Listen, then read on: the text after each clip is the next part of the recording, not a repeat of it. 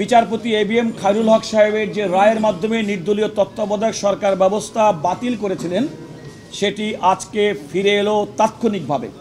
এই রিভিউ নিয়ে 13 অ্যামেন্ডমেন্টের রিভিউ নিয়ে এবং আপিল নিয়ে সমস্ত বিষয়ের উপরে বিচার বিশ্লেষণ করে দেশের সর্বোচ্চ আদালত আপিল বিভাগ আজকে যে রায়টি দিয়েছে, প্রথমেই বলেছেন যে appeal and review is allowed unanimously. এখানে কোনো মেজরিটি এবং মাইনরিটি নাই, সকল জাজ ইউনানিমাসলি আমাদের অ্যাপিল এবং রিভিউ অ্যালাউ করেছে। এর অর্থ ইউনানিমাস মানে সর্বসম্মতিক্রমে। আজকে আপনারা জানেন যে আজকের দিনটি সারা বাংলাদেশের মানুষের জন্য মনে হয় যে একটা ঈদের দিন। এই ঈদের দিন এই কারণে যে 13 অ্যামেন্ডমেন্টটিকে একজন বিচারপতি রাজনৈতিক উদ্দেশ্যপ্রণোদিতভাবে তিনি এই রায়টি দিয়েছেন এবং সেই রায়টি ছিল একটি সরকারের উদ্দেশ্যকে বাস্তবায়ন করার জন্য।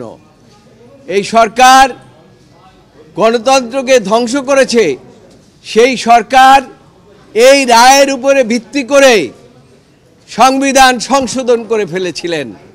1996 সনে বিএনপি সরকার বেগম খালেদা জিয়া যে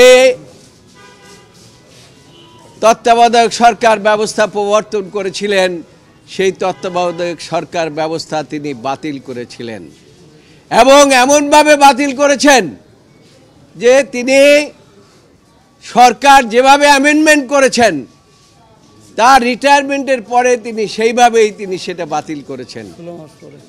অর্থাৎ প্রধান বিচারপতির ফলে আজকের রায়ের ফলে, আমি তো আগেই বলেছি, আজকের রায়ের ফলে আবার তত্ত্বাবধায়ক ব্যবস্থা ফিরে এসেছে। দেশের মানুষ এতদিন যে ভোট দিতে পারে নাই, তারা এখন ভোট দিতে পারবে। এবং সর্বশেষ যে কথাটি আদালত বলেছেন যে পার্লামেন্ট এবং এই যে রায়টি হলো প্রসপেক্টিভ। আমি আগেও বলেছি, আমরা আবেদন করেছিলাম যে আপিল এবং রিভিউটি মাননীয় আদালত আপনারা প্রসপেক্টিভ ওয়েতে আপনারা এই বিষয়ে বলবেন এবং আইনের ব্যাখ্যাও আমরা সেই জন্য দিয়েছিলাম এবং সেই পরিপ্রেক্ষিতেই আজকে আদালত উঠেই আপনারা আমাদের যত আর্গুমেন্ট সেই সম্বন্ধে বলেছেন যে আপনারা যে সমস্ত আর্গুমেন্ট করেছেন সেগুলো আমরা বিচার বিশ্লেষণে নিয়েছি। তিনি একটি বিষয়ের উপরে বলেছেন যে তত্ত্বাবধায়ক সরকার ব্যবস্থা যে 58(1) and 58(2) আর্টিকেল 58(1) and 58(2) আবার পুনর্বহাল হলো। এর অর্থ হলো তত্ত্বাবধায়ক ব্যবস্থা আবার ফিরে আসলো। তিনি জাজমেন্টের অন্যান্য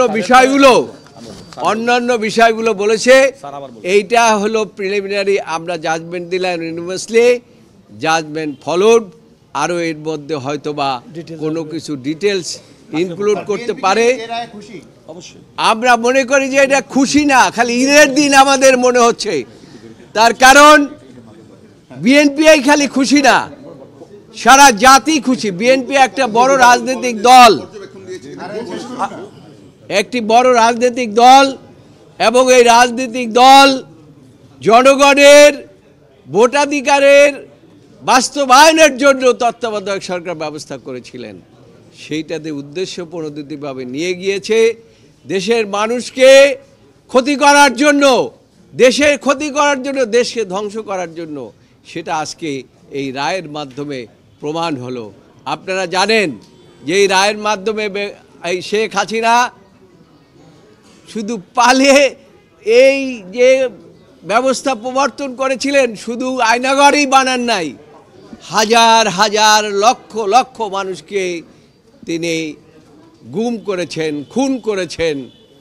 শুধু তাই নয়, লক্ষ লক্ষ মানুষের বিরুদ্ধে মামলা মোকদ্দমা দিয়ে দমিয়ে রাখার চেষ্টা করেছিলেন। সেই থেকে আমার মনে হয় আজকে আমরা মুক্তি পেলাম এবং দেশের সর্বোচ্চ আদালত প্রায় 8 দিন পর্যন্ত এই মামলাগুলো শুনেছেন। 10 দিন, 8 থেকে 10 দিন এই মামলাগুলো শুনেছেন এবং মনোযোগ সহকারে শুনেছেন। এমনকি একজন বিদেশি প্রধান বিচারপতি এসে, চিফ জাস্টিস এসে, নেপালের প্রধান বিচারপতি এসে এখানে বক্তব্য শুনে গিয়েছেন। কাজেই আমরা মনে করি এই জাজমেন্টটি এই দেশের জন্য একটা মাইল ফলক এবং আজকে যে বিচার বিভাগ স্বাধীনভাবে দায়িত্ব পালন করতে পেরেছে তা হচ্ছে শেখ হাসিনা পালিয়ে যাওয়ার ফলে। আজকের রায়ের মাধ্যমে এটা স্পষ্টত হয়ে গেল যে এই নির্বাচনের ক্ষেত্রে এই নির্দলীয় তত্ত্বাবধায়ক সরকার ব্যবস্থা যেটি আজকে থেকেই সংবিধানে ফিরে এলো, তার অধীনে নির্বাচনটি, আসন্ন নির্বাচনটি হবে না, নির্বাচনটি হবে পরবর্তী সময় থেকে। আমরা বিএনপির পক্ষ থেকে আগেই বলেছি, আমাদের লিড কাউন্সিলর জনাব জয়নুল আবেদিন এবং আমি ব্যারিস্টার রুহুল কুদ্দুস কাজল আমরা দীর্ঘদিন পর্যন্ত শুনানি করেছি। আমরা আদালতকে দেখেছি এবং আদালত যেটা বলেছেন যে এই রায়টি কেন বাতিল করেছেন আপনারা খেয়াল করে দেখবেন। Error apparent on the face of record, এই রায়টা বিচারপতি ABM খায়রুল হক সাহেবের দেওয়া রায়টা কেন বাতিল হয়ে গেল। আদালত বললেন যে সুপ্রিম কোর্টের আপিল বিভাগের এবং আমাদের সংবিধানের 105 অনুচ্ছেদ অনুযায়ী আমাদের যে সংবিধানের সুপ্রিম কোর্টের যে রিভিউর যে ক্ষমতা, সেই ক্ষমতাটা তারা ব্যবহার করেছেন এবং দেখেছেন সেই রায়ের পরতে পরতে ভুল ছিল, অর্থাৎ টেন্টেড ছিল, tainted with the error apparent on the face of the record. এইটা আদালতের অবজারভেশন। আমরা বিএনপির পক্ষ থেকে মনে করি এই টেন্টেডটা বলেছে ওই যে প্রত্যেকটা ক্ষেত্রে আমরা যেমন বলেছি যে সংবিধানের বেসিক স্ট্রাকচার, আমরা বলেছি গণতন্ত্র সংবিধানের বেসিক স্ট্রাকচার, নির্দলীয় তত্ত্বাবধায়ক সরকার ব্যবস্থা জনগণের ভোটাধিকার সংবিধানের বেসিক স্ট্রাকচার, মৌলিক কাঠামো। এই মৌলিক কাঠামো পরিবর্তন করা যায় না এবং আমরা মনে করেছি নির্দলীয় তত্ত্বাবধায়ক সরকার ব্যবস্থার মাধ্যমে, সংবিধানের প্রবর্তনের মাধ্যমে মৌলিক যে কাঠামো, এই কাঠামোটা সুপ্রতিষ্ঠিত হয়েছে। সুতরাং রায়ের মাধ্যমে বাতিল করা এবং স্যার যে কথা বলেছেন বিচারপতি ABM খায়রুল হক সাহেবের রায়টি, তার আমরা আগেই বলেছি তার ব্যক্তিগত ইচ্ছা এবং ব্যক্তিগত মতামতের প্রতিফলন ছাড়া আমরা এটাকে কোনো আইন আদালতের ভাষায় কোনো রায় কিংবা নজির হিসেবে আমরা গ্রহণ করি নাই। এ কারণে আমরা রিভিউ পিটিশন ফাইল করেছি। বিএনপি মহাসচিব জনাব মির্জা ফখরুল ইসলাম আলমগীর বিএনপির পক্ষে এই রিভিউ পিটিশনটি দায়ের করেছেন। আমরা কাউন্সিলর হিসেবে বিএনপি বাংলাদেশের বড় রাজনৈতিক দল, সবচেয়ে বড় রাজনৈতিক দল, তাদের প্রতি কৃতজ্ঞতা জানাই যে দেশের জনগণ ভোটাধিকার এবং মানুষের মৌলিক অধিকার সুনিশ্চিত করার জন্য তারা সুপ্রিম কোর্টের আপিল বিভাগে আমার মনে হয় যে তারা এই রিভিউটি করেছেন। আরেকটি বিষয় বলতে চাই, এই প্রথম মনে হয় কোনো একটা রাজনৈতিক এবং কোনো একটা বিষয় যেটা সুপ্রিম কোর্টে গড়ালো এবং যে ক্ষেত্রে সমস্ত ব্যক্তি এবং রাজনৈতিক দলের ঐক্যমত্য প্রতিষ্ঠিত হয়েছে গণতন্ত্র ভোটাধিকার সুনিশ্চিত করার জন্য, এটা হচ্ছে সবচেয়ে বেস্ট মেকানিজম। আমরা আমাদের পক্ষ থেকে যারা সহযোগিতা করেছেন, সাংবাদিক বন্ধু আপনাদেরকে ধন্যবাদ জানাই।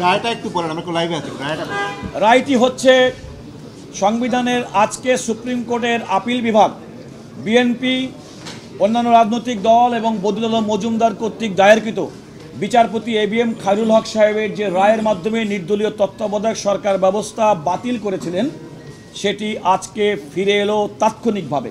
তবে এই রায়ের কার্যকারিতা হিসেবে পরবর্তী নির্বাচন হবে 2026 সালের ফেব্রুয়ারি মাসে অনুষ্ঠিতব্য নির্বাচনের পরে। না, মাসুদ যে কথাটি জানতে চেয়েছে সেটা হচ্ছে আর্টিকেল 56 অ্যান্ড 58 এবং এইটা বাস্তবায়িত হয়েছিল 1996-এ।